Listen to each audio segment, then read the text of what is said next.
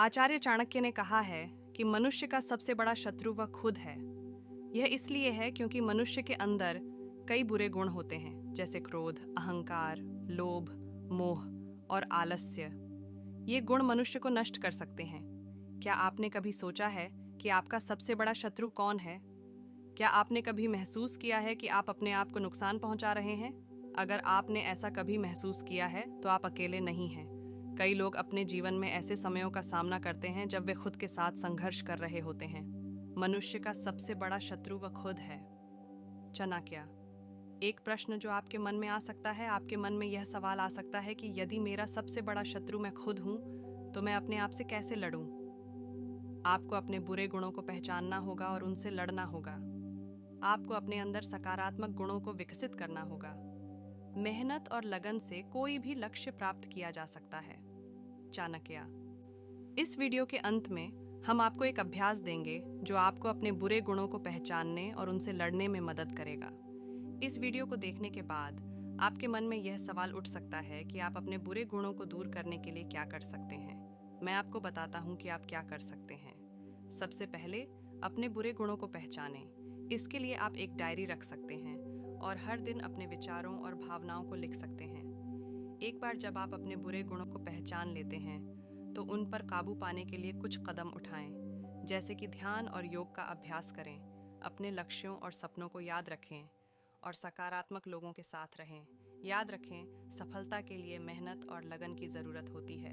अगर आप मेहनत करते हैं और लगातार प्रयास करते हैं तो आप सफल हो सकते हैं।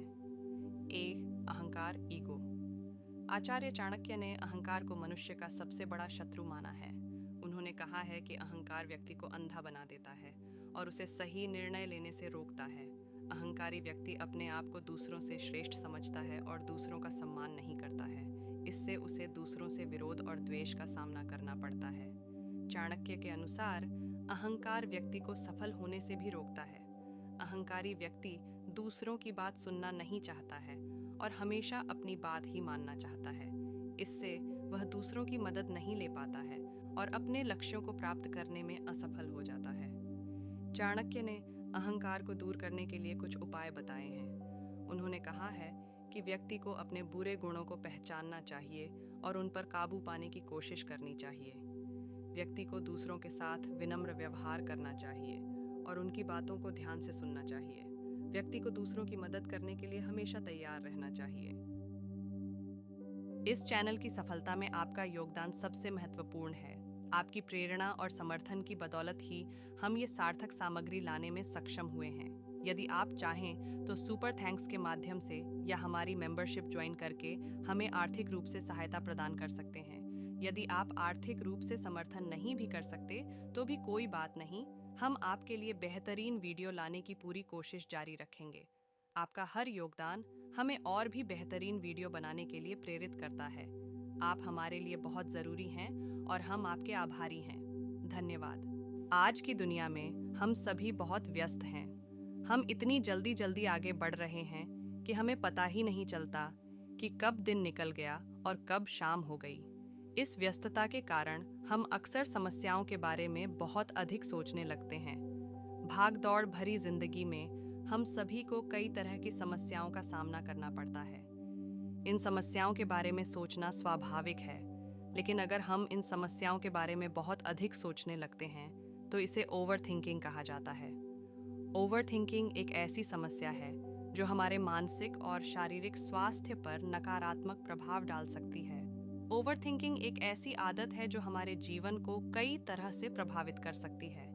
ये हमें तनावग्रस्त, चिंतित और उदास बना सकती है। ये हमारी नींद, भोजन और कार्य क्षमता को भी प्रभावित कर सकती है। याद रखें, आप अकेले नहीं हैं। कई लोग ओवरथिंकिंग से जूझते हैं, जबकि समस्याओं को समस्याओं के रूप में देखना एक सकारात्मक दृष्टिकोण है। इसमें हम समस्याओं के बारे में सकारात्मक रूप से सोचते हैं। हम समस्याओं के मौजूदा परिणामों के बारे में सोचते हैं और हम समस्याओं को हल करने के लिए ठोस कार्रवाई करते हैं। समस्याओं को समस्याओं के रूप में देखने से हमें समस्याओं से निपटने में मदद मिलती है और इससे हमारा तनाव और चिंता कम होती है। आज के लिए बस इतना ही। सब्सक्राइब और शेयर करना न भूलें। अपने सुझाव कमेंट में ज़रूर दें। धन्यवाद। आशा है कि आपको आज की बातें पसंद आई होंगी। अगली बार फिर मिलेंगे। तब तक सुरक्षित रहें और स्वस्थ रहें। नमस्ते।